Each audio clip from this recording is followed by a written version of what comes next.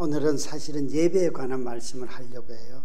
이번 3일 동안 성도의 삶이라는 주제로 성도는 악과 싸우는 것이 우리의 부르심이고 악을 소멸케 하는 것은 그리스도가 하셨지만 우리가 이 세상에 주의 이름으로 이 악을 물리치는 것이 성도를 향한 부르심이라는 거 그거 했고요. 오늘 오전에 했던 것은 서로 사랑하라. 그것이 악과 싸우다가 보면 우리 모두는 다 악해지기 쉬운데요. 하나님이 우리를 사랑하셨던 것을 기억하고 서로 사랑하기 시작하면 우리는 세상을 충분히 이길 수 있습니다. 그것이 교회이고요. 그리고 오늘 이제 마지막은 우리가 이렇게 악이 없고 또 서로 사랑하는 이 모든 것의 목적이 어디에 있는가 하면 예배하기 위하여서 이 예배가 어디로부터 시작되는가 하는 것을 나누려고 합니다. 여러분, 예배하는 예배의 출발지가 어디입니까? 그래서 놀랍게도 성경은 마음이라고 하고 있습니다.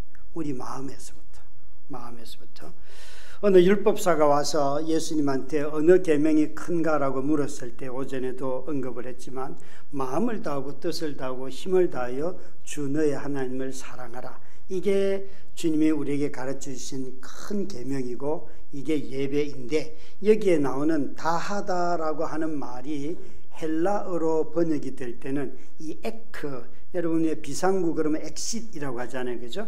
이 엑스가 이렇게 어디로부터 출발한다 하는 것인데 저렇게 다 되어 있어요. 그러니까 우리는 저것을 마음을 다하여라고 번역을 하니까 정성을 뜻하는 단어로도 읽혀지고 예배는 정성을 다해야 돼라고 말하지만 저 헬라어 단어는 사실은 출발지 기원을 뜻하기 때문에 우리의 지성에서부터 온 인격에서부터 하나님을 사랑하는 마음이 나가야 된다는 것입니다.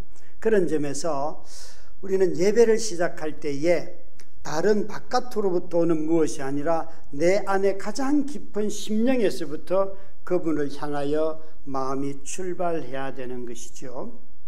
역대기의 표현대로 한다면 역대기는 저들이 정직하기는 하였으나 온전하지는 않았다 이런 표현들이 참 많은데 그 온전함에 대한 응답이 제가 보기에는 바로 이 표현이라는 생각이 듭니다. 그러니까 그들이 정성을 들이긴 들이는데 그것이 외부에 의해서 환경에 의해서 누군가 또 그렇게 하고 있기 때문에 같이 할 수 있죠. 그죠?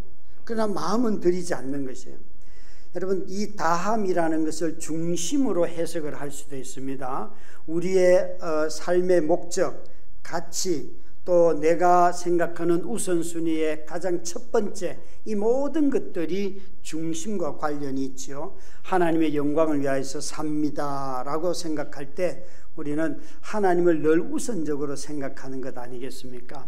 그런 것도 있지만 조금 전에 말씀드린 대로 역대기 표현대로 여호와 보시기에 정직하였으나 온전히 쫓지는 아니하였더라 라고 말할 때는 항상 이 마음에서부터 그들이 시작하지 않았다는 것입니다. 그러니까 어떤 왕들이 성전을 막 개혁도 하고 제사도 지내는데 산당도 여전히 함께 지키고 있고 가서 예배하는 거, 우리로 말하면 교회 와서 열심히 예배하고 가서 점 보는 거 충분히 가능하죠. 충분히 가능하죠.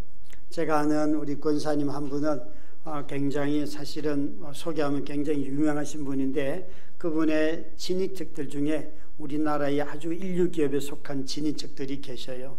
근데 놀라운 건 어느 날 자기를 불러서 갔더니만 그 학교에 자기가 맡은 과의 조교를 뽑는데 아주 유명한 그분을 모시고 와가지고 관상을 보고 그래서 얘는 안 된다. 얘는 가르치면 너를 배신할 애다. 그래서 조교를 뽑지 않더랍니다. 정말 희한하죠. 그죠? 그런 거 있잖아요. 정말 여러분 어떻게 그럴 수 있겠습니까? 그렇게 열심히 하나님을 사랑하는데 뇌물을 너무 좋아해요. 최근에 그런 권사님 한 분 보고 있잖아요. 그죠? 뚜껑이요. 이렇게 금덩어리를 그렇게 좋아해요. 근데 그분이 이번 일만 그런 게 아니라 이전의 삶 자체가 그렇다는 거 아니에요. 이게 여러분 가능한 일이 아니잖아요. 아니잖아요. 그러니까 참 어떻게 보면 우리 모두는 다 굉장히 나는 돈의 자유라고 말하지만 돈에 엄청 매여 살잖아요.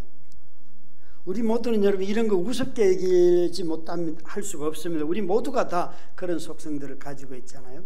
여러분 아가서를 읽다 보면 첫 문장이 키스미 키스미 이렇게 번역이 되어 있거든요. 키스미 키스미. 이 아가서 1장 2절을 저렇게 세 번역으로 한번 읽어보실래요? 시작. 나에게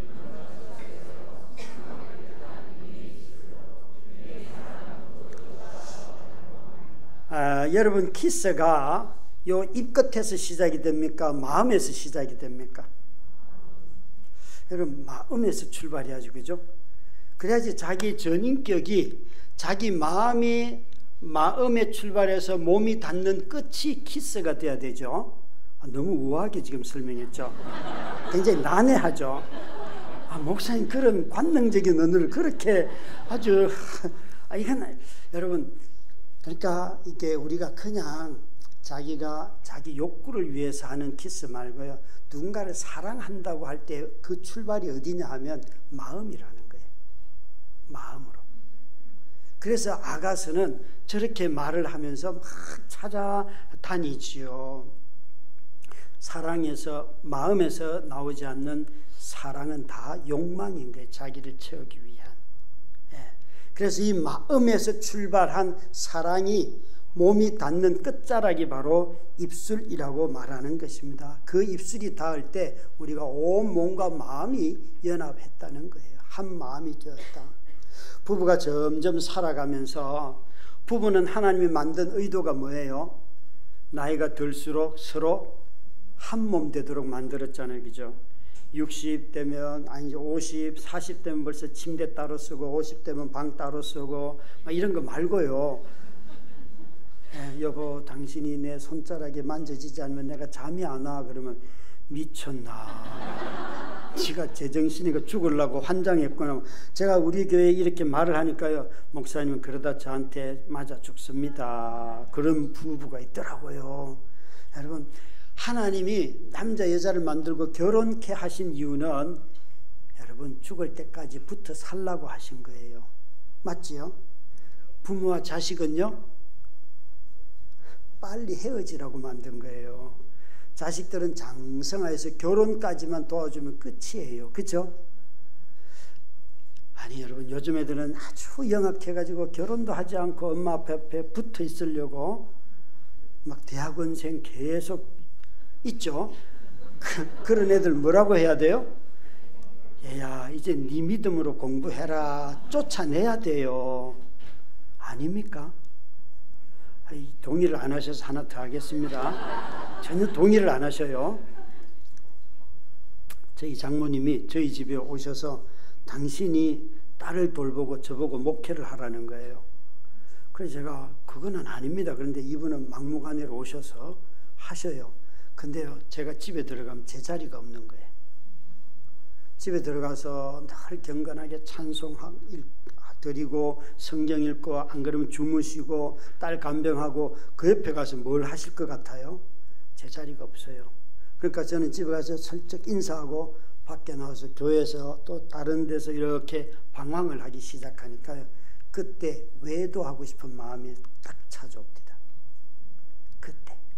그래서 이 이야기를 제가 아주 정직하게 내가 어젯밤에 이렇게 외도하고 싶어서 괴로워서 혼났어요. 막 그러면서 우리 동역하는 교역자들에게 나누고 주변에 있는 목사님들에게 나누었더니만 그 중에 제일 나이 많으신 분이 목사님 그거 간단한 거예요. 장모님만 집에 돌려보내면 돼요. 장모님이요 딸을 제일 열심히 돌보고 최선을 다하시고 하는데 거기다 대고 이분이 돌려보내라는 거예요. 그러면서 이렇게 말씀하셨어요. 목사님 하나님의 말씀에 순종하면 그러니까 가정의 중심은 부부이기 때문에 아내가 아프더라도 장모님이 들어와서 그 중심을 잡으면 목사님이 힘들기 때문에 그냥 간병을 잘하든 못하든 목사님이 하셔요. 그래서 제가 장모님 가시라고 하니까 제 멱살을 잡고요. 내가 너의 목회를 도우려고부터 시작해서 막 어마어마하게 화를 내시더라고요. 그래서 돌려보내고요. 이제 제가 간병을 시작하니까 서툴기 짝이 없어요. 엉망이에요. 막 그런데 놀라운 건요, 아이들을 양육할 수 있도록 아이들과 함께 삶이 시작이 되더라고요. 그때 깨달았어요. 아, 여러분, 어떻게 엄마의 딸 사랑하고 남편의 아내 사랑하고 이건 비교의 대상이 아니잖아요. 그런데 장모님을 돌려보내고 나니까 우리 삶을 만들어 가더라고요. 아, 그때 알았어요. 내가 얼마나 잘하는가 못하는가 보다 이게 질서에, 말씀에 따라 순종하면 양육도 되고 가정이 지켜지는 거구나. 그걸 깨달았어요. 여러분, 가정은 사랑이 많은 사람이 하는 것이 아니라 사랑이 아무리 적어도 부부가 중심이 되어야 합니다. 그래야 아이들이 부모로부터 양육을 받기 시작을 합니다. 우리 모두는 다 하나님이 우리 자신이 이 부부는 연합하는 것이 인생의 목적이고요. 그 다음에 자녀는 독립시키는 것이 하나님의 목적이잖아요. 독립시키는. 그래서 자녀들은 적정한 나이가 되면 너희들 하고 싶은 대로 해라. 그렇게 아이들을 가르쳤어요. 심지어 엄마가 이렇게 중환자이니까 아이들한테 너희 엄마가 아픈데 너희들이 그럴 수 있나 이런 얘기를 할 수 있잖아요.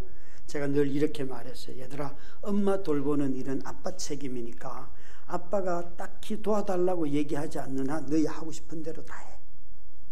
너희 하고 싶은 대로 다 해. 그렇게 이야기를 하고 아이들에게 자유를 줬어요. 정말 아이들이 건강하게 자라게 해주셨어요. 그래서 아이들이 다 이제 20살 이상의 장성한 나이가 되니까 아이들이 저한테 그런 고마움을 표현해요. 아빠, 엄마 아픈데 우리에게 압박감을 주지 않고 우리를 잘 길러줘서 고마워 라고 인사를 떴습니다. 예. 참 여러분, 가정은 돈이 없을 수도 있고 또 병이 있을 수도 있고 다 하지만 저는 하나님의 말씀에 순종하는 것, 그것이 우리의 삶을 반듯하게 만들어내는데, 오늘 여기에 마치 예배도 여러분 우리 몸으로 드리잖아요. 가정생활도 다 몸으로 해야 되잖아요. 그래서 어려운 거잖아요. 우리 로마서 12장 1, 2절에 보면 드릴 예배에 대해서 저기 우리가 너무 잘 아는 거지 않습니까? 여기 한번 읽어볼까요? 그러므로 형제들아, 내가 하나님의 모든 자비하심으로 너희를 권하노니 너희 몸을 하나님이 기뻐하시는 거룩한 산제물로 드리라. 이는 너희가 드릴 영적 예배니라. 너희는 이 세대를 본받지 말고 오직 마음을 새롭게 함으로 변화를 받아 하나님의 선하시고 기뻐하시고 온전하신 뜻이 무엇이든지 분별하도록 하라. 여기 보면 예배 드리는 것이 어디서? 마음의 변화에서부터 시작이 되고 그것이 나타나는 모습이 뜻을 분별하는 것으로 되어 있잖아요. 그죠? 우리가 예배 드릴 때에 예배 드리는 동기가 뭔가 하면 하나님 자비하심 때문이에요. 예배 드릴 때 예배 와서 은혜 받는 게 아니고 이미 하나님의 자비하심을 아는 자들이 예배하러 나오는 거예요. 설교자가 훌륭해서 은혜가 넘치는 게 아니고요. 먼저 하나님이 내 인생 가운데 이 역사 가운데 오셔서 하신 일들을 믿기 때문에 우리가 모인 거고요. 목사들은 그 모인 회중을 위하여 하나님이 불러주셨기 때문에 바울의 표현대로 한다면 이방인에게 자기가 빚졌기 때문에 구원도 받았고 또 사도가 된 것처럼 목사들은 목사가 있어서 교회가 된 것이 아니고 교회가 있기 때문에 목사를 부르신 거예요. 이게 순서가 뒤바뀌면요, 목사가 우상이 됩니다. 그 사람의 설교만 들으려고 해요. 무서운 이야기죠, 여러분. 무서운 이야기죠. 하나님의 몸된 교회가 있기 때문에 목사도 부르고 장로도 부르고 찬양도 부르고 각 사람을 다 부르시는 거예요. 근데 여기에 뭘 드리라고요? 그것은 영적인 예배인데 우리 몸을 제물로 드리라는 거예요. 아시다시피 신약 성경은 이렇게 너희 몸을 하나님이 기뻐하시는 거룩한 산제물, 거룩해 하고 기쁨은 하나님이 기뻐해야 되고 살아있는 제물이라고 하는 것은 다른 게 아니라 우리의 삶이에요.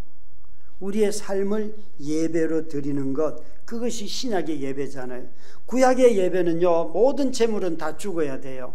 그 구약의 재물이 죽는 이 개념을 오늘 이 예배에 신약에 예배 드리는 이 회중으로 가지고 온다면 이 예배 드릴 때에 항상 누가 죽어야 되는가 하면 내가 죽는 거예요. 막 이 설교를 듣고 갑자기 딴 사람 죽이면 안 돼. 집에 있는 남편 막 그 인간이 왔어야 되는데 이 이야기는 누가 들어야 되는데 그 다 누구를 죽이는 거예요? 오늘도 벌써 여러 명 죽이셨죠. 제발 죽이지 마요. 여기 와서 내가 죽으면 되는 거예요. 내가 죽는 것은 구약적인 요소이고 신약은 교회당 안에서 예배당 안에서 예배가 아니라 살아있는 삶, 우리의 일상이 예배가 된다는 거죠. 그래서 이 바울은 로마서 15장 6절에는 보면 선교도 이방인을 자기가 하나님 앞에 제물로 드린다고 그렇게 표현해요. 역대기는 포로기 이후에 쓰여진 책인데요. 성전도 없는 상태였고 그리고 거기에는 제물 드릴 공간도 없고 나라도 없어요. 역대기는 전부 다 예배 형식으로 이전에 적어도 500-600년 전에 다윗의 이야기, 사울의 이야기, 그 역사 왕들의 이야기를 가지고 왔지만 실제로는 그들은 아무런 성전도 없어요. 제물 드릴 제단도 없어요. 다 페르시아의 노예로 지금 살고 있어요. 그런데도 왜 이걸 가지고 왔는가? 하나는 자기들이 포로로 잡힌 이유를 찾기 위함이고, 두 번째 새로운 변화는 너희들이 어디에 있든지 간에 마음을 다하면 거기서부터 예배가 시작이 된다는 것을 가르쳐 주시는 거예요. 예배 드리러 예루살렘에 갈 필요가 없다. 너희들이 마음을 다하여 하나님을 향하면 그게 바로 예배가 된다는 것을 역대기는 가르쳐 주려는 거예요. 솔로몬의 기도를 보면요, 성전을 다 건축하고 난 뒤에 거기에 제물을 엄청나게 드렸지만 솔로몬이 레위기의 말씀처럼 저희들이 번제의 제물을 드렸더니 죄가 사함받았다 이렇게 말하지 않아요. 솔로몬이 하나님 이 자리에 와서 돌아와서 회개의 기도를 드리면 하나님은 우리를 용서해 주십시오. 무슨 말인가 하면요, 솔로몬 시대나 그 이전의 시대에는 성전이 있을 때는 제물을 드려서 죄사함을 받았지만 이제 다 이렇게 나라를 잃고 불순종으로 말미암아 징벌을 받아 흩어진 이 사람들에게는 제물이 죽어서가 아니라 말의 회개를 통하여서 하나님의 용서가 임한다는 거예요. 완전히 바뀐 거예요. 여러분, 회개는 결코 가볍게 대할 수 없습니다. 우리가 예배드리러 나올 때 드리는 이 회개는 옛 사람들로 말한다면, 율법으로 말한다면 짐승을 하나님 앞에 잡는 거예요. 짐승의 피를 흘리는 것이 바로 회개, 자기의 피 흘림이 그곳에 있는 것이지요.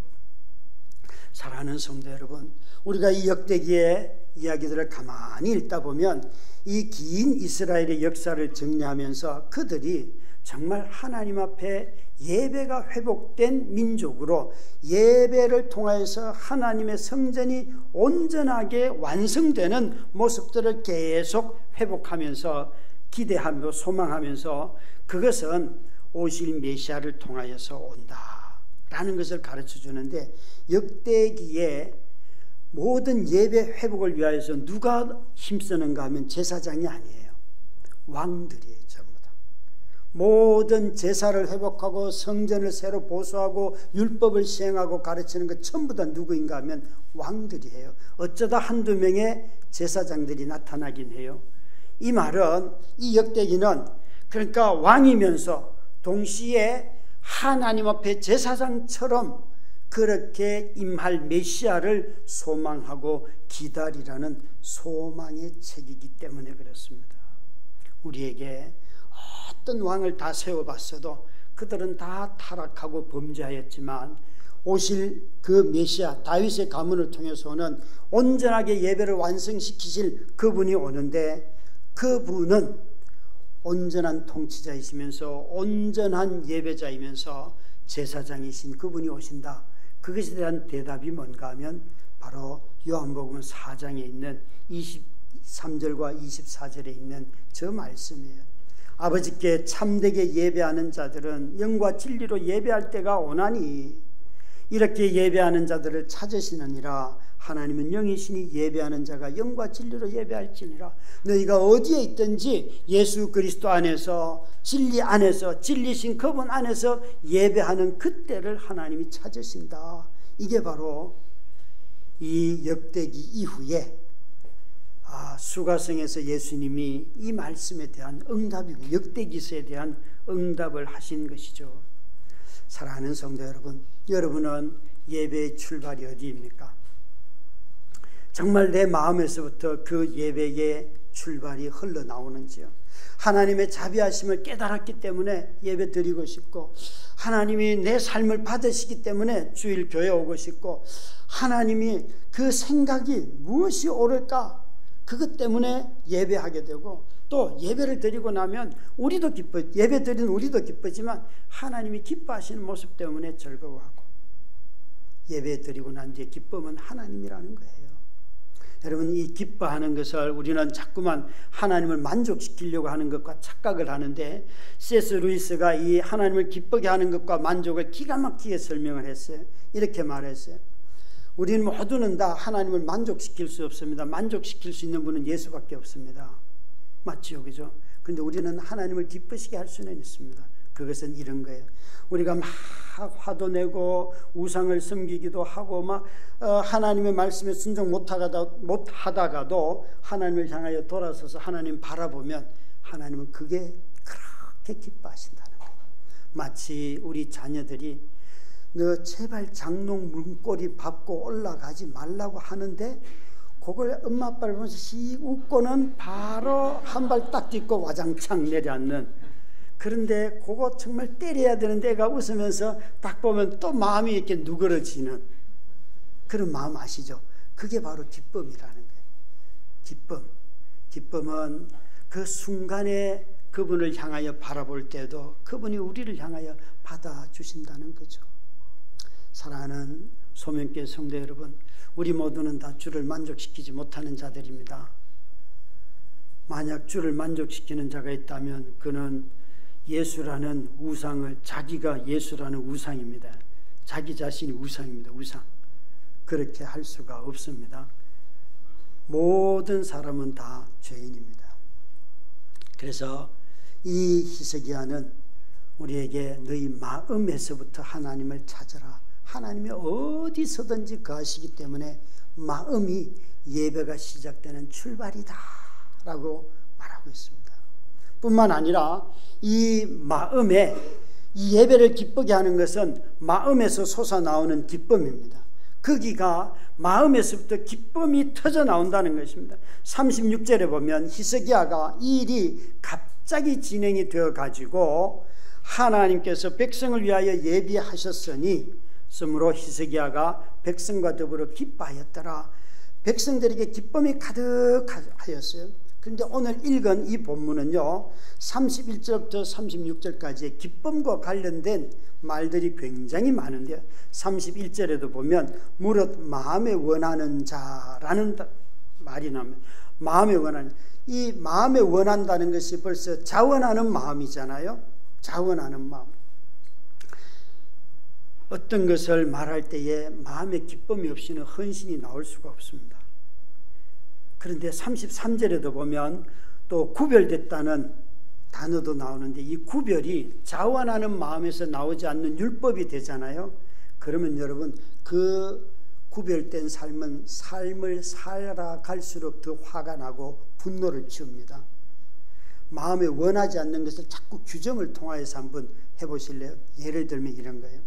누군가는 금식 기도를 하는데 금식 기도를 하지 않는 우리들은 보면서 배고프겠다, 힘들겠다, 왜 그걸 꼭 해야 되냐 이렇게 말하는데, 금식 기도하는 그 사람은 난 너무 기뻐요. 하나님이 나에게 이런 말씀했어요.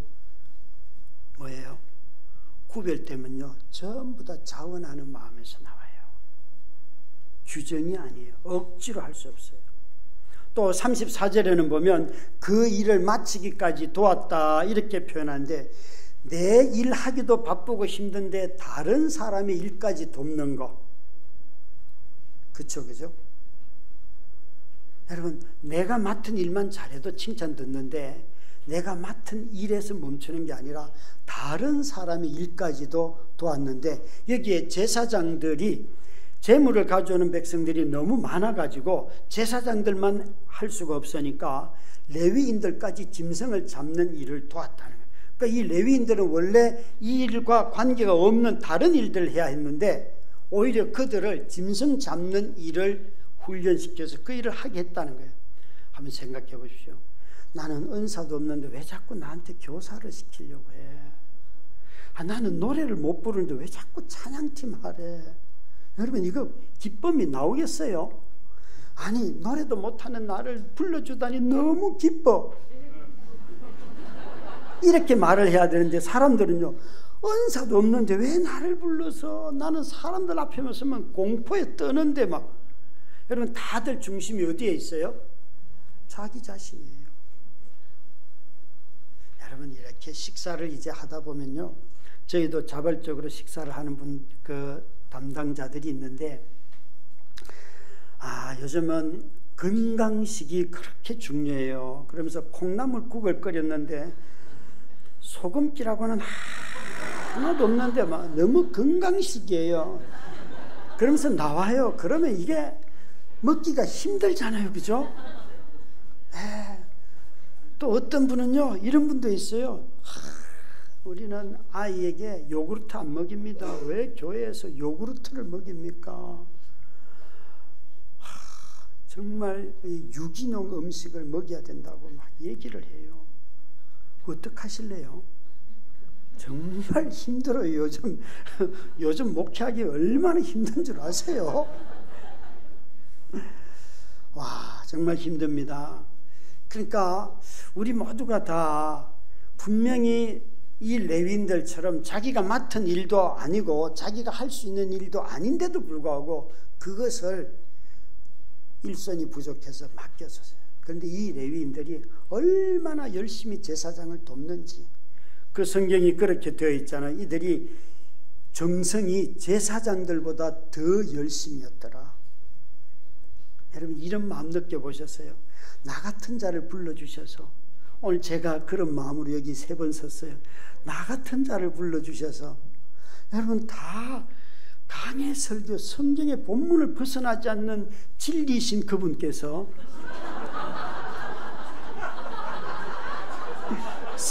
앞에 아직 이제 수식어를 쓰려고 하는데 자기가 나서고 있어요. 설교의 FM이신 그분께서. 여러분, 정말 저는 그런 마음이에요. 제가 교회를 섬길 때도 나 같은 사람을 불러주셨다, 이게요 너무 기뻐요. 그 한마디에 모든 게 있어요. 나 같은 자를. 신약 성경 읽다 보면 너희가 서로 사랑하는 것이 마땅하니라, 요한일서 3장에 나오는 단어인데요, 이 마땅하다는 단어의 헬라어를 찾아보면요 바로 빚진 자라는 뜻이에요. 그러니까 네가 형제를 사랑해서 네 목숨을 주는 것이 마땅하다라고 하는 것은 네가 하나님으로부터 어떤 빚을 졌는가, 하나님께 빚진 것을 깨닫는 순간요, 내가 어떤 대접을 받든지 그건 중요하지 않아요. 그건 그 사람들이 해야 할 일이고, 내 마음속에는 그것이 없어도 기뻐할 수 있는 많은 것들이 있어요. 여기에 남의 자기 일뿐만 아니라 남의 일까지 돕도록 했다는 것이에요. 여러분, 히스기야가 성전을 보수를 통하여서 이 글을, 성경을 읽는 사람들에게 하고 싶었던 말은 이것입니다. 이 민족이 이렇게 페르시아의 노예로 끌려온 이유는 너희 마음속에 하나님을 기뻐하는 마음이 없기 때문에 그 위에 어떤 율법을 가지고 무엇을 해도 다 지키지 못하였다. 그래서 정말 너희들 마음속에 이 기쁨이 회복되기를 바라면서 이 유월절을 지키는데 얼마나 사람들이 그 기쁨을 회복했던지, 한 주면 끝날 일을 무려 2주를, 한 주를 더 늦춰 가지고 기쁨이 충만한 날들이 되었다는 것이에요. 사랑하는 성도 여러분, 이 자리에 왔을 때에 기쁨 없이 예배를 드릴 수 있습니까? 정말 하나님이 우리를 어떻게 대하였었는지를 안다면 기쁨 없이 이 자리에 올 수가 없지요. 우리는 자주 이런 기쁨을 잃어버릴 때가 많습니다. 어떻게 하면 이런 기쁨을 회복할 수 있을까요? 저는 사도행전 2장 42절을 보면 그 초대교회 성도들이 우리는 교회 회복을 생각하면 전부 다 초대교회로 가는데 여기에 사도들의 가르침과 서로 교제함과 떡을 떼고, 그러니까 가난한 사람들 구제하고 이런 일들이 있었고, 마지막에 기도하기를 힘썼다의 오로지라는 말이 중요해요.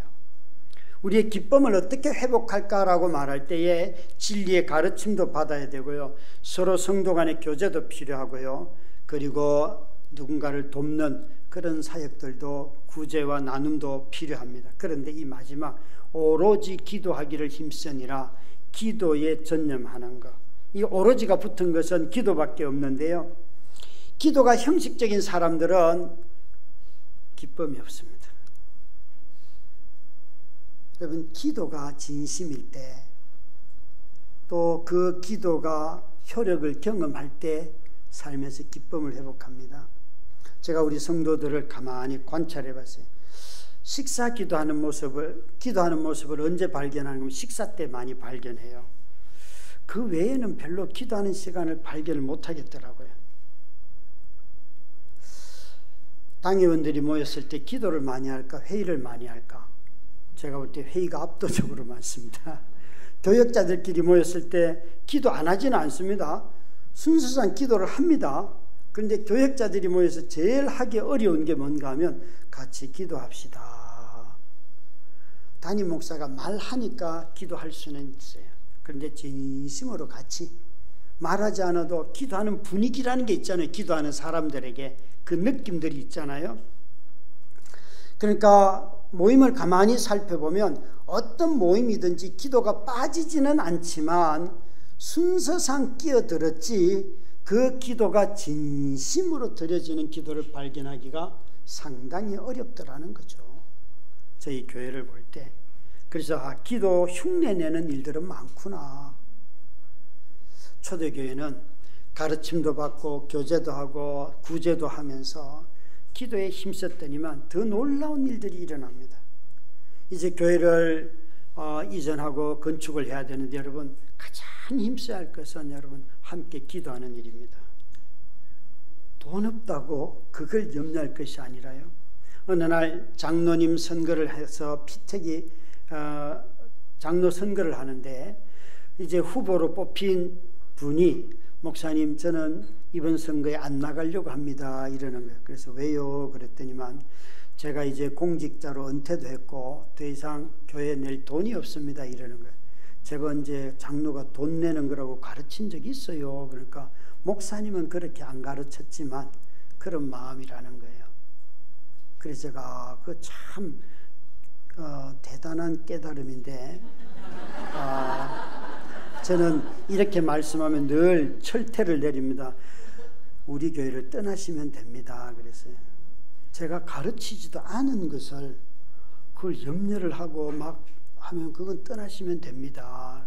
그런데 장로님이 돈이 없어도 돈이 생기는 법을 제가 가르쳐 드릴 테니까 그거 그러면 하실래요? 그러니까 그게 뭐냐요? 그래서 장로님, 돈이 없어도 장로님 교회 일은요, 기도하는 사람이 있으면 다 돼요. 내게 돈이 없어도요, 기도하면요, 하나님은 내 기도를 들으시고 누군가를 통해서 주시고요, 밖으로부터 오기도 하고요, 또 이상하게 일들을 하나님 만들어서 내게 주시기도 하고요. 그건 알 수 없어요. 그런데 장로님이 기도만 하시면 됩니다. 그랬더니만 이분이 그거라면 저는 할 수 있습니다. 그런데 이분이 어떤 질병에 걸렸는가 하면 파킨슨씨 병에 걸렸어요.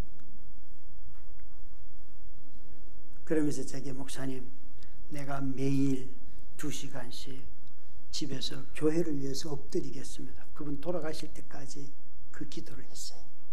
저는 잊지 않아요.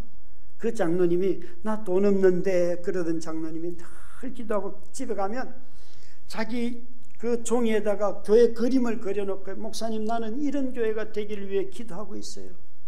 그러셨던 분이셨어요. 여러분, 교회는 돈으로 하는 게 아닙니다. 오로지 기도하는 사람들이 있으면 하나님은 하나님의 방법으로 일을 해 가십니다. 이 기도가 온전히 드려지는 공동체는 예배의 기쁨이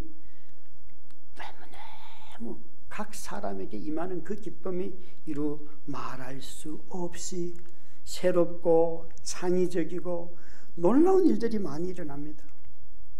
여러분, 기도를 흉내내지 않고 기도에 진지해지기 시작하면요, 생기가 넘치고요, 응답이 넘치기 시작합니다.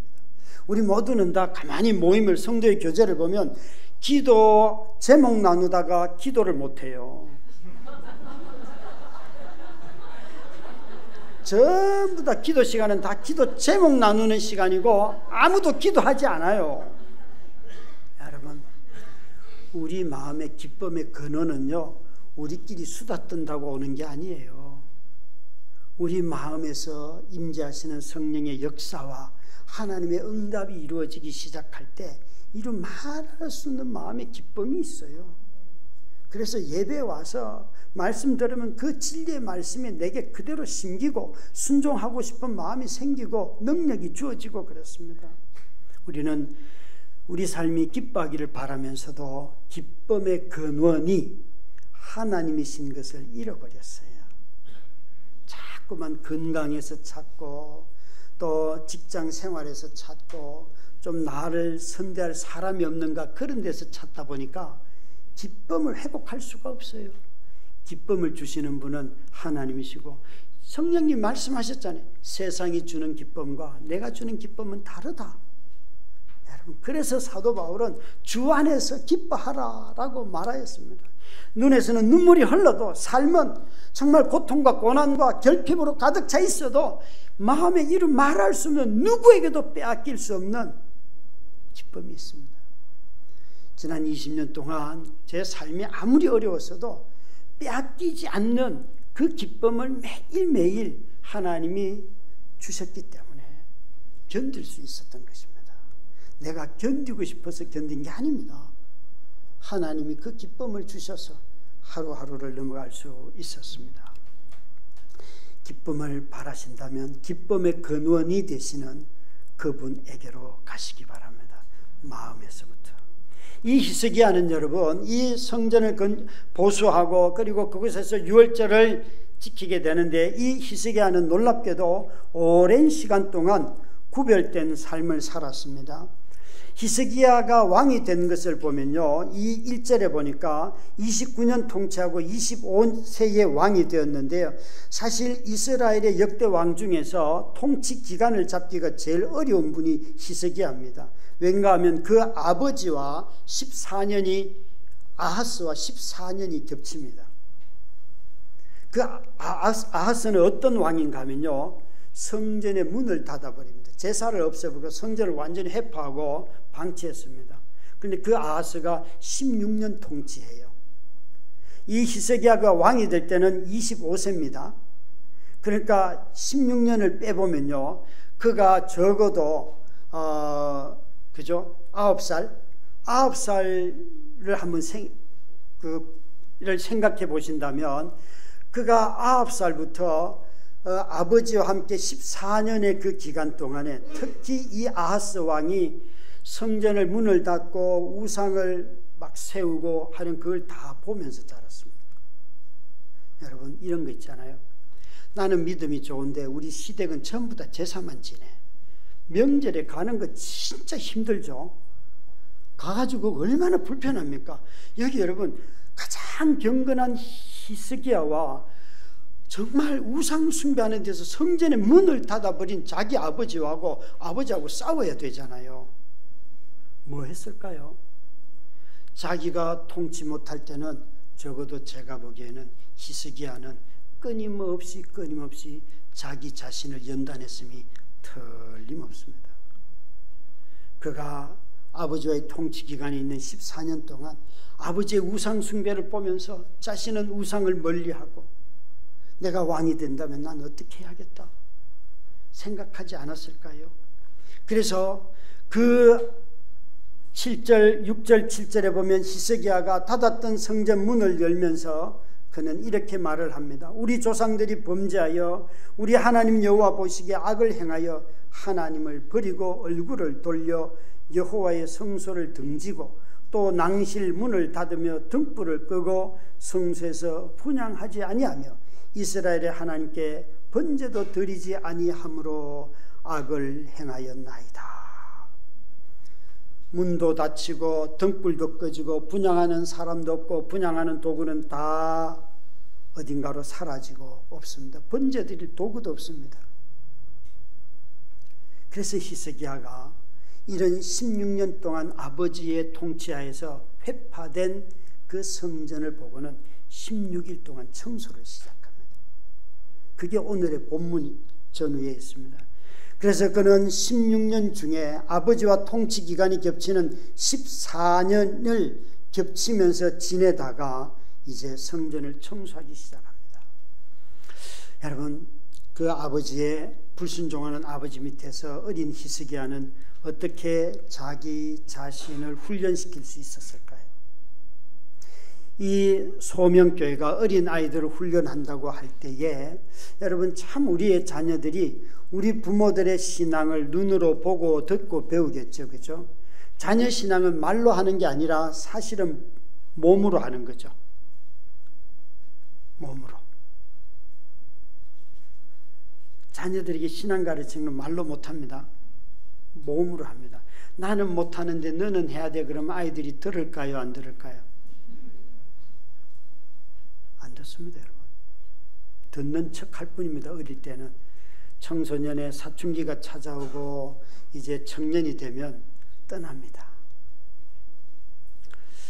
어느 날 이렇게 그 간병하던 중에 밥을 해놓고 얘들아 일어나라 그러니까 토요일 아침인데 아들이 이불을 둘둘 말고 나오면서 아빠 우리 집은 왜 남자들만 일을 하는 거야? 저하고 나하고 둘이 깨어 있으니까 그러죠. 그죠? 그래서 제가 그렇네 그랬더니만 큰 여자는 아파서 아무것도 못하고 저거 누나를 향해서는 말을 안 들어서 아무것도 못 시키고 막내는 할 줄 몰라서 안 시키고 우리 집에 있는 세 여자의 그 당시의 역할들을 너무 정확하게 알고 있더라고요. 그래서 제가 야 맞다. 야 그러니까 너 나하고 둘이 딴 데 가서 우리 남자들끼리 살래? 제가 이렇게 말하니까 아들이요 갑자기 문지방 위에 딱 서더니만 엄마 한 번 보고 저를 보고 몇 번 보더니만 엄마는 이렇게 말을 해요. 아 아빠가 지금 12년째 엄마를 돌봤기 때문에 이 정도 돌봤으면 외할머니가 와서 이제 내 딸 데려간다 내 이혼하고 너도 목회를 해야 되니까 딴 여자 만나서 살라고 하는 게 그게 세상의 예의야.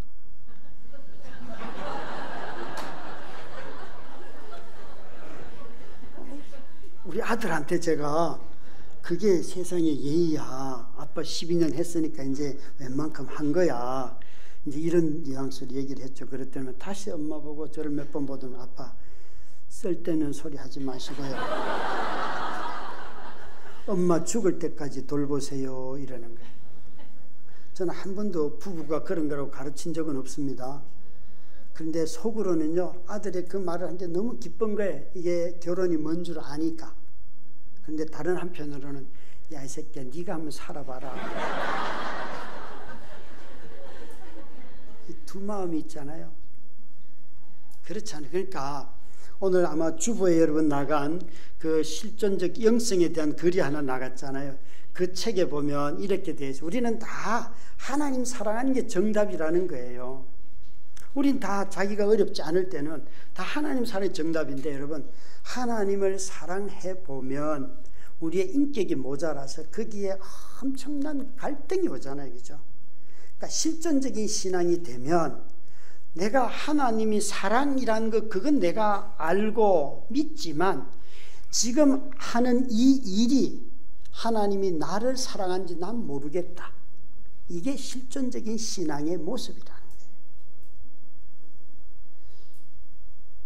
믿음이 실제가 되지 않고 실존이 되지 않으면 언제나 하나님 선하신 분, 하나님이 뜻이 있어요. 그렇게 말하지만 나 하나님의 뜻이 있다는 것 알아. 그렇지만 지금 내가 겪고 있는 이 일이 그분의 무슨 뜻인지 나는 모르겠다. 그분이 나를 사랑하는지도 난 모르겠다. 이게 실존적인 신앙의 모습이라는 거죠. 그래서 욥이 나오고, 그래서 예레미야가 나오고, 그래서 탄식의 기도가 나오고, 그래서 예수님이 십자가에서 고통하는 소리가 나온다는 겁니다. 여러분, 이 히스기야는 그 아버지와 함께 14년에 겹치는 그 시간 동안 왕이 되어서도 아들로서 자신의 혈기를 죽이고 그는 정말 아버지와 함께 아버지 밑에서도 자신의 신앙을 연단하였습니다. 때로는 반면교사가 필요하지요, 그죠? 그러나 정말 필요한 것은 정면교사, 바르게 진리를 가르쳐주는 목사님이 계시기 때문에 여러분, 그 반듯하게 배우는 것이 더 중요한 거예요. 억지로 불순종하는 사람을 보면서 난 저렇게 되지 않아야지 라고 하지만 인간은요, 그렇게 될 가능성이 많잖아요. 그러나 반면교사로서 누군가의 잘못을 보고 극복하는 것도 대단한 일이지만, 그러나 우리가 할 수만 있다면 부모로서 자녀들에게 정면교사가 되어서 바르게 가르치고 바른 모습을 보여줌으로 말미암아 자녀들이 배우는 것 아니겠습니까? 히스기야는 아버지가 반면교사였는데도 불구하고 그는 정말 하나님을 너무너무 사랑하는 그런 왕으로 섬겼던 것입니다. 저희 교회도 이 소명교회처럼 젊고 그렇습니다. 그래서 초등학생들만 한 75명 정도 되니까 굉장히 젊은 교회지요. 그래서 처음 20년 전에 교회를 개척할 때는 30대 중반에서 30대 후반이 주력이었다가 이제 10년 지나면 조금씩 올라가고 지금은 40대 후반에서 50대 초반 정도가 교회의 주력이 되었어요. 우리 교회를 보면 사람들은 다들 이 교회는 정말 생기도 있고 너무 젊은 교회라고 말을 해요. 여러분, 신앙은 나이의 젊음이 그 교회의 젊음을 결정할까요? 마음에서 나오는 생기가 교회의 젊음을 결정할까요? 마음입니다. 제가 보니까 50대가 된 우리 집사님들, 목사님 저한테는 일 시키지 마세요. 제 눈빛을 피하고 벌써 그들도 시들어가고 있어요. 참 젊을 때, 어릴 때 신앙생활을 잘 훈련하는 것은 너무 중요합니다. 너무 중요합니다. 이 히스기야는 그 자신이 아버지 밑에서도 어떻게 이렇게 컸는지 모르겠습니다.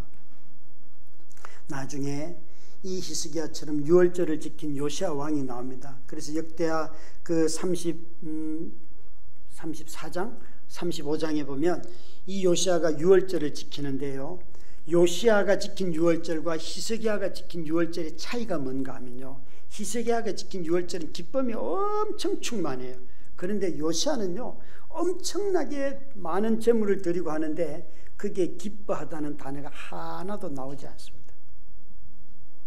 누구에게 나오는가 하면 이 35장에 딱 한 번 나오는데 방백들이 재물 드린 것을 기뻐하였더라, 딱 한 번 나와요. 이게 뭘 말하는가 하면요, 히스기야 때는 모든 백성들이 유월절을 지키면 너무너무 기쁨이 다 충만했고, 요시야 때는 요시야 왕과 지도자들만 헌신하고 재물을 내고 했지 백성들은 의지로 따라는 했지만 그들 안에는 기쁨이라고는 하나도 없어요. 그래서 요시야가 31년 통치하는데 요시야 통치 이후에 30년 뒤에 이스라엘이 다 망하지 않습니까? 여러분, 왕이 하라고 하니까 백성들이 나오기는 했어요. 또 지도자들이 예배를 한다고 재물을 가져오니까 그 재물 가지고 함께 예배는 드렸어요. 그러나 그들 마음속에 기쁨이 없다니까요. 우리가 예배를 드릴 때에 이 기쁨은 우리의 믿음에서, 우리 마음에서부터 나오는 것입니다. 이 히스기야는 그래서 이렇게 유월절을 다 드리면서 무엇을 하는가 하면 자신이 예배를 더 온전하게 드리기 위해서 예배 자리를 정돈하고 예배 자리를 회복하는 일을 시작하는데 가장 먼저 율법에 정한 도구들을 정돈하였습니다. 19절 말씀을 한번 보실까요? 같이 읽겠습니다. 또 아하스 왕이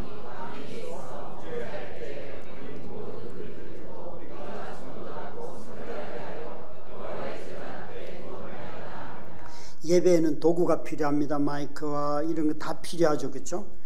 여러분, 믿음이 쇠퇴하는 사람들의 특징을 보면요, 예배는 진심으로 드리면 되지 왜 도구가 필요해요? 이러는 사람들이 있어요. 있죠, 여러분. 그래서 이런 것을 하나도 가꾸려고 하지 않아요.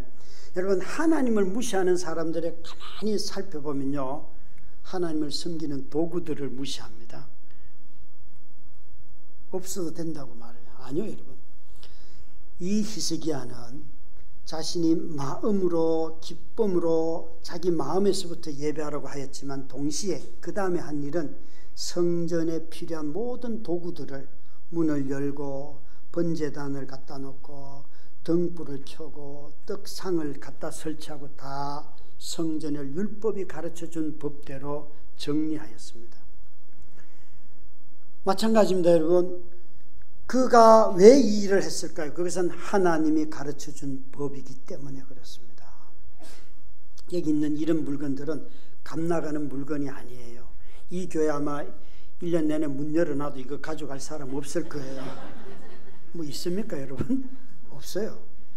이 도구들이 귀한 이유는 여기에 모이는 우리들 가운데 하나님이 임재하시기 때문에, 여기서 우리가 하나님을 경험하였고 하나님을 만났기 때문에 이 도구들이 중요한 것입니다.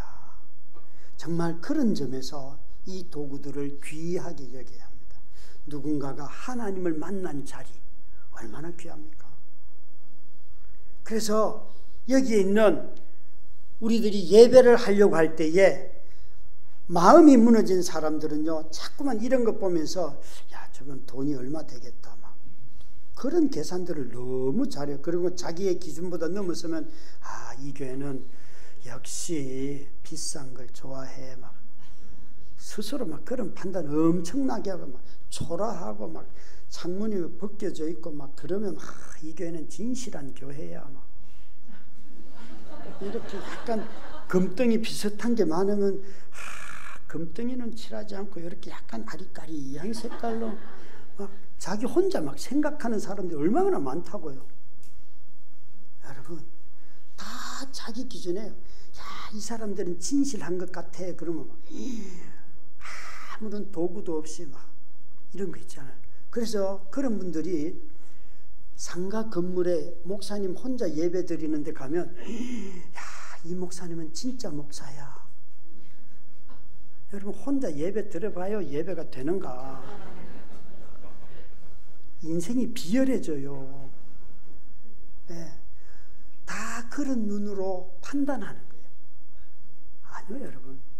예배는 반드시 여기에 하나님을 사랑하는 자 한 사람 한 사람에게는 여기 있는 모든 의자가요, 금덩어리보다도 더 귀해요.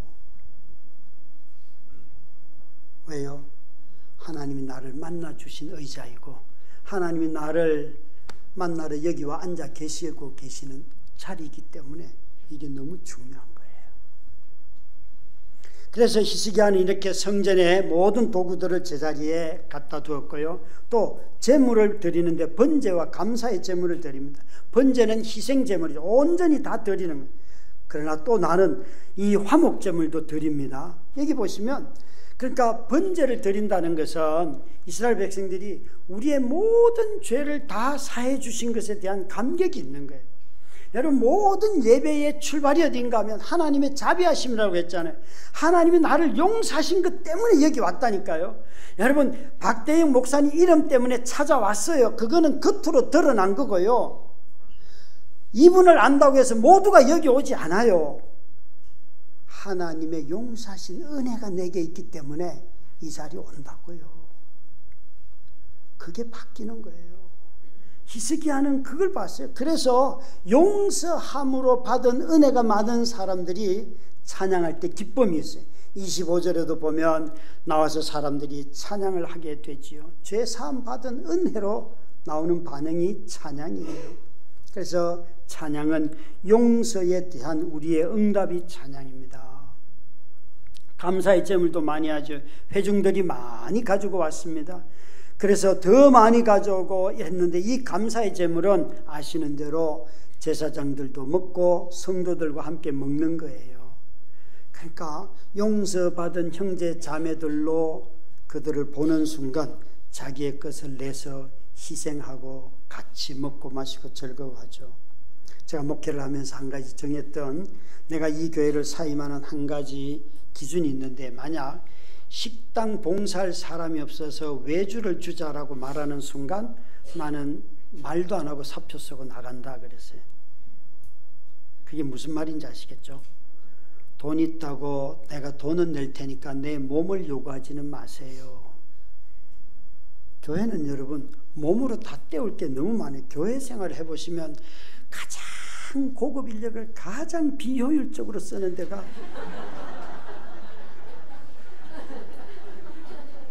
박사, 법사 필요 없어요. 그냥 집사님 하세요.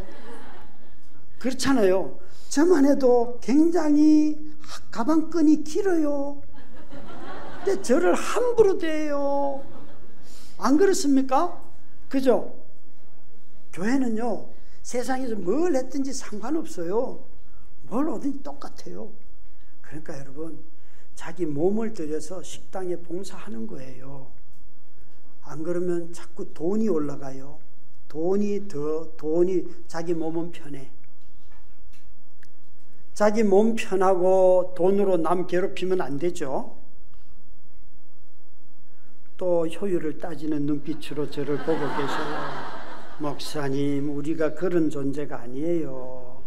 아니라니까 그러시네요. 아니라니까요. 만약 그런 거였다면 우리 주님이 몸을 입고 오지 않았을 거예요.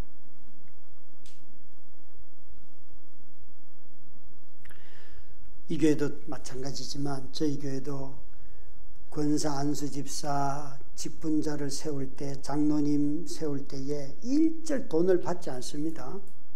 그건 처음부터 끝까지 지금까지 한 푼의 헌금도 받지 않았어요. 그런데 이번에 안수 권사님 된 몇몇 분들이 안 하겠다고 해놓고는 저 몰래 꽃집에다가 화환을 시켰는데, 그게 결제하는 분이 저한테 고급 정보를 줬어요. 목사님, 권사님들이 그래도 꽃은 우리가 해야 안 되겠냐 하고 주문을 했다는 거예요. 그래서 집사님 아시죠? 빨리 취소하시고 제가 권사님들한테 말씀드릴게요. 그러면 이분들이 이렇게, 그래도 우리가 직분을 받는데 밥 한 그릇은 내야 안 됩니까? 이러고. 그래서 제가 늘 묻는 거는, 그래요, 이번에는 밥을 냅시다. 그럼 다음에는 뭐 내자 그럴까요? 그 다음에 또 뭐 낼 것 같아요? 또 뭘 내요? 그 다음에 또 뭐 낼까요? 여러분, 점점 시간이 지날수록 바뀝니다, 이거. 그래서 애시당초 그런 건 하지 마세요 했어요. 그래서 이번에도 그런 실수를 하길래 불러다가, 권사님 이렇게 하시면 안 됩니다. 취소 다 시켰어요. 권사님들이, 그렇게 했던 분들이 모든 예식이 끝나고 이러시더라고요. 목사님, 우리를 교회가 진정으로 귀하게 대해주셔서 고맙습니다. 와, 그분이 알아들었어요. 우리를 귀하게 여겨주셔서 고맙습니다. 그러시더라고요. 여러분, 우리의 삶은 서로 간에 나누고 해야 되지만, 이것이 정말 자원하는 기쁨에서 나오고 순전함에서 나와야 하고 거룩함으로 열매를 맺어야 되지 않겠습니까? 히스기야는 그렇게 성전을 보수하고 성전에 필요한 도구들을 갖다 놓고 그게 번제와 감사의 제물을 함께 드리면서 모두가 기뻐했어요. 마지막에는 보면요, 여기에 레위인들이, 제사장들이 해야 할 일들을 맡겼어요. 그래서 짐승을 잡는 일까지 하는데요. 34절 말씀에 보니까 제사장의 숫자가 부족하여 가죽을 벗기지 못하는 거로 레위 사람들이 그 일을 마치기까지 돕고 다른 제사장이 성결하게 하기까지 기다렸으니 이는 레위 사람들을 성결하게 함이 제사장들보다 성심이 있었더라. 제사장 대신 맡은 레위인들이 그 제사장의 반차를 쫓아서 일을 하고 또 누군가 일을 하고 좀 쉬어야 되기 때문에 그가 회복이 되고 다시 준비될 때까지 레위인들이 일을 하였는데 얼마나 정성스럽게 했는지 몰라요. 자신이 맡을 직분이 아님에도 불구하고 누군가의 빈자리를 메워주는 것. 교회가 조직을 짜는 이유는 한 사람만 조지려고 하는 게 아니에요. 조직을 짜는 이유는 여러 사람이 함께 짐지려고 하는 거잖아요. 이런 교회는 나쁜 교회예요. 한 사람만 막 10년, 20년 나는 교사했습니다. 이런 거 있죠. 또. 제가 고등학교 때, 대학생 때 다녔던 교회가 서울에 있는 유명한 교회예요. 서울 영동교회라고 손봉호 장로님이 계셨던 교회에서 청년회 때 다녔거든요. 제가 이제 30년 뒤에 그게 설교를 하러 가서 부흥회를 인도하러 갔는데 그때 성가대에 지휘자인 장로님이 그때도 장로님이셨거든요. 이분이 지금도 지휘를 하시는 거예요. 그러면서 저한테 와서 목사님이 청년이었다가 목사가 되어갖고 너무 기쁘다고 그러면서 나도 목사님 죽을 때까지 내가 이걸 성실하게 이러는 거예요. 그래서 제가 장로님 그걸 꼰대라고 하는 거예요. 그 교회는 강남에 있는데요. 연주자들이 얼마나 많은데요. 장로님 자기만 성실한 줄 알고 나 죽을 때까지 막 후배는 생각도 안 해요. 그게 꼰대예요. 꼰대 아시겠죠? 성실함이 아니고요 완고함이에요. 나이가 들면요 자리를 비켜줄 줄 알고 비켜주고 난 뒤에 욕하는 게 아니고 나는 힘에 딸려 안 돼. 너희들이 다 잘하는 거야. 세대가 바뀌었는데 너희들이 해야지. 여러분 우리 교회도 식탁에요 그 된장국이 나올 때도 있지만 젊은 사람들이 하면요 샐러드가 쫙 나옵니다. 그러면 어른들이 딱 하는 말이 있습니다. 국이 없는 밥을 어떻게 먹습니까? 오만이 돌아버립니다. 그죠? 남이 해놓으면 잘했다고 말해야 될 터인데 정말 안 바뀝니다. 여러분 다 바꿉니다. 자기 방법대로 안 해놓으면 와서 다 바꿔놔요. 아시죠? 네. 제발 좀 그러지 마시라고요. 내가 혼자 책임을 다 맡아도 못합니다. 교회 일은. 그래서 저는 재직회 할 때 이런 거 가지고 시비 걸면 재직회 하다 말고 이렇게 말하면 예를 들면 이런 거예요. 보통 교회는 성가대와 식당, 교사와 식당들이 제일 힘들잖아요. 식당에서 제일 사실 말도 많이 나오는 것도 사실이고, 그런데 보면 뭐 물건을 싸게 샀다, 비싸게 샀다 이런 얘기는 뭐 너무 레퍼토리가 천편일률적이잖아요. 재직회 때 막 나옵니다. 막 그러면 저는 재직회 하다 말고요. 모든 식당 일은 저분에게 다 맡깁니다.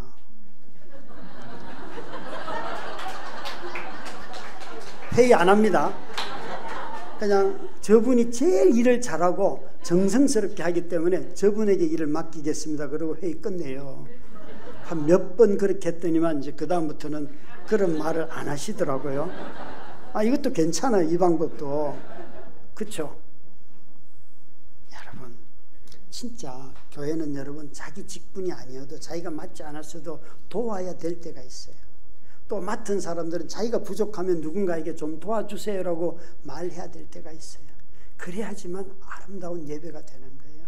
여러분 여기에 가만히 보면 그냥 번제만 잘 드리거나 뭐 이런 성전의 도구만 제대로 잘 갖춰주고 말씀 잘 들으면 다 끝날 것 같지만 이 마지막에 하는 이 부족한 것을 서로 돕지 않으면요, 설교 듣고 나오면서 마음 상해요.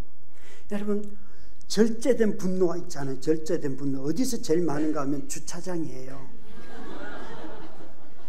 같은 성도라서 욕은 못하겠고 저 운전을 저 따위로 하는데 왜 정말 나는 급해 죽겠는데 막 차는 막 빼지도 못하고 내려서 막 운전 대신해 주고 싶잖아요. 은혜 아무리 받아도요, 주차장에 딱 가서 그냥 그 한순간에 다 날아가요. 그렇죠? 네. 그러니까 이게 굉장히 작은 일 같지만 사실은 엄청나게 큰 일이에요. 형제를 실족해 하고 자매를 실족해 할 만한 일이에요. 그래서 은혜가 있는 곳에는 서로 협력하고 서로 자기 자랑하지 않고 정말 부족한 건 채워주고 또 요청을 하고 이런 것이 자유로운 거예요. 두려워서 내가 이 얘기하면 내가 무능하다는 소리 들을까 봐서 아무 말도 못하는 교회는요, 긴장돼 가지고 아무도 일 안 해요.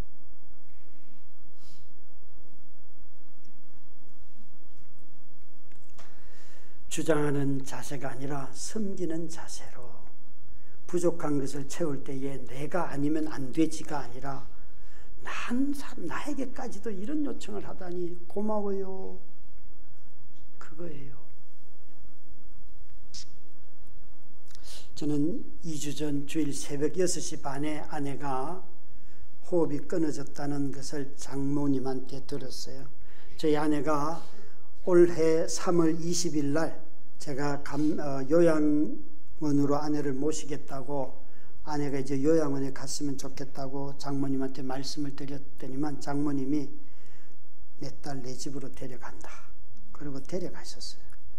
참 그 굉장한 갈등 속에 일어난 일들이에요. 그리고 이제 가끔 장모님 집에 가서 아내를 보고 그렇게 했지만 2주 전 주일 새벽 6시 반에 호흡이 끊어졌다는, 호흡이 정지됐다는 소식을 듣고 이제 가서 보니까 그런 상황이 벌어졌어요. 그래서 우리 교역자들에게 이제 아내가 하늘나라 갔다 공지를 하고 하면서 절대 성도들에게 알리지 마라. 1부, 2부, 3부 예배 다 끝날 때까지, 예배 다 끝나고 난 뒤에 내가 축도 마치고 나서 광고를 할 테니까 절대 말하지 마라. 만약 이 소식이 알려지면 성도들이 예배를 드리지를 못한다. 그래서 예배를 다 끝나고 마지막에 축도 마치자마자 이제 말씀을 드렸어요. 사실은 오늘 새벽에 제 아내가 하나님의 부름을 받았습니다. 그러니까 바로 그 자리에서 성도들이 울기 시작하더라고요. 그날 점심 식사하는 날인데 점심을 먹은 사람이 3분의 1이 되지가 않아요. 먹을 수가 없는 거잖아요. 그래서 이제 장례를 치르게 되었습니다. 저를 태우고 장례식장으로 가던 장로님이 저한테 이러는 거예요. 목사님, 4년 전에 그 장로님 아버님이 12월 30일 송구 영신 예배가 있는 날 병원에서 연락이 왔어요. 임종하실 것 같으니까 가족들이 다 오시라고. 그런데 이분이 예배 부장이셨어요. 그리고 저한테 전화가 왔어요. 목사님, 우리 아버님이 지금 소천하시는 중인데 병원에서 오라고 하는데 제가 예배를 좀 다른 사람한테 맡기고 아버지 임종을 제가 좀 봐야겠습니다. 전화가 왔어요. 제가 이렇게 말씀드렸어요. 장로님, 예배는 그렇게 대할 수 있는 게 아닙니다. 장로님, 예배 다 마치고 가십시오. 제가 그랬어요. 근데 저는 까마득하게 잊고 있었거든요. 그랬는 줄도 몰라요. 근데 이분이 이러는 거예요. 목사님, 그때는 사실 좀 마음이 서운했습니다. 다행히 그 아버님은 그 이후에 돌아가셔서 아버지의 임종을 지켜봤는데 장로님이 저한테 그 말씀을 하실 때 난 너무 서운했습니다. 그런데 목사님이 오늘 사모님이 이런 시간에 돌아가셨음에도 불구하고 그걸 성도들에게 알리지 않고 마지막 축도가 다 마치고 나서 예배를 다 마치고 난 뒤에 이걸 알려주시는 것을 보면서 우리 목사님이 예배를 어떻게 생각하는지 알게 되었습니다. 목사님, 서운했던 거 용서를 구하고 죄송합니다. 예배를 더 잘 섬기겠습니다. 그러셨어요. 여러분, 저는 제가 무슨 말 했는지 다 까마득하게 잊고 있었는데 그 장로님이 자신의 아버님 돌아가셨을 때 제가 했던 그 행동들을 다시 소환을 하여서, 또 저는 당연히 이렇게 할 거라고 생각하고 그냥 자연스럽게 한 일이지만 그분은 저를 보면서 우리 목사님이 예배를 어떻게 대하는지 이번에 알게 되었습니다 라고 저한테 말씀해 주셨어요. 여러분, 마음으로 예배하는 일은 결코 수월하지는 않습니다. 그거는 무형이기 때문에 함부로 할 수 있는 것도 아니고 마음에서부터 흘러나와서, 그리고 성전에서 하나님 앞에 자기 마음을 드리고 그 하나님 주시는 기쁨 가운데서 내 구원을 노래하고 또 성도들과 함께 교제하고 성전에 마땅히 여러 도구들을 함께 만들어서 다른 사람들을 섬기고 도울 수 있는 그런 모든 것이 잘 준비되는 것, 이 모든 것이 예배인 것입니다. 하나님을 마음으로 다 사랑하는 것이지요. 여러분, 마음을 다해서 사랑할 분은 딱 한 분밖에 없습니다. 하나님밖에 없습니다. 이 하나님을 영원히 사랑하는 여러분 다 되시기를 주의 이름으로 축원합니다. 아버지 하나님, 살아갈수록 후회함이 많아 보이는, 그래서 늘 내 삶에 대하여서 이루어지지 않은 것은 아쉬워하며 이루은 것은 자신의 힘으로 이룬 것처럼 거만해하고 누려보지도 못한 것은 그때 그 선택을 했더라면 이라고 말하며 자신이 마치 인생을 새로 재구성할 수 있는 창조주인 것처럼 말하는 우리들에게, 주여, 우리 인생이 어떠한 형편에 살았어도 주님이 나와 함께 하셨음을, 주님이 나와 동행하셨음을, 주님이 나의 인도자이셨음을 기억하게 하여 주시옵소서.